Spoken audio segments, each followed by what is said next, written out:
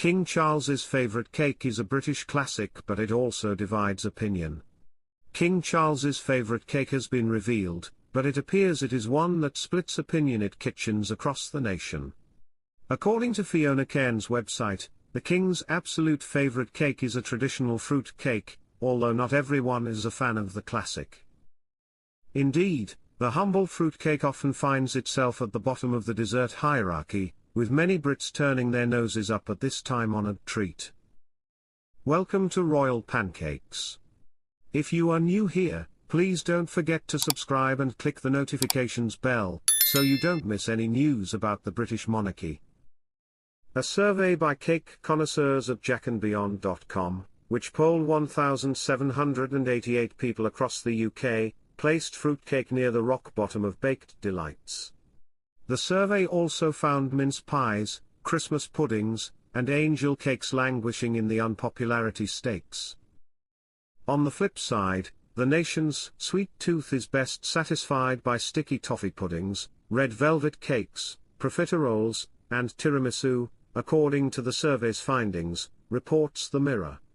Fiona had the honour of baking a fruit cake for the King, who turned 75, for his 70th birthday celebration at Ascot Racecourse. Her website proudly states, "We were asked to include features into the cake that reflected the then Prince Charles's love of the countryside and everything he does to support it, through his charity the Prince's Countryside Fund. Our traditional fruit cake was requested Prince Charles's absolute favourite." Fiona and her team got to work designing and decorating the two-tier cake with delicate sugar craft shapes including rare breed animals, hens, a little basket with eggs, and things that reflect the Prince's country pursuits: hedge laying, dry stone walling, watercolour painting, gardening, his racing colours, salmon fishing and polo.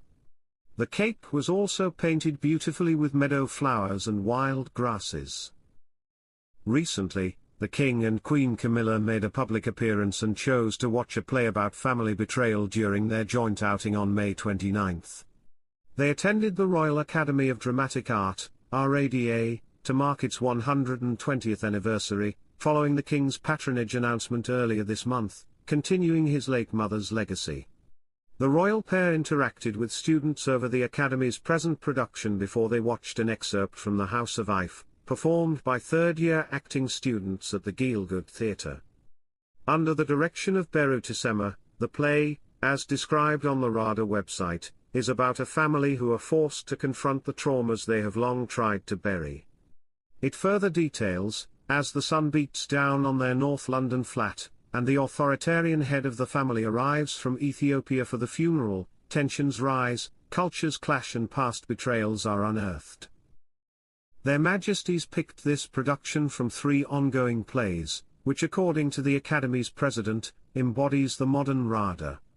Oprah Winfrey launched her book club 20 years ago, and it's still running, but now she has some fresh competition with Queen Camilla and her newly launched The Queen's Reading Room podcast. The Queen's Reading Room just announced its latest pick, the 2017 novel Pachinko by Min Jin Lee, with Camilla describing the story as a really powerful presentation of women's resilience and grit in the face of adversity. Camilla is an avid reader, which is apparent in her review of the book. Pachinko is an expansive, multi-generational epic which offers a fascinating insight into life for Koreans in Japan in the 20th century. A moving and memorable read.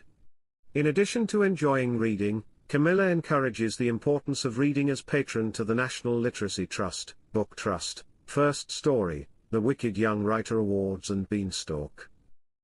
When Oprah's book club first kicked off, and she would announce a new book, it was almost promised to become a New York Times bestseller, so, needless to say, authors were very keen to make the list. Camilla has been a lifelong reader and knows her stuff, and we have a feeling her opinion will mean a lot to readers, which could easily translate into sales.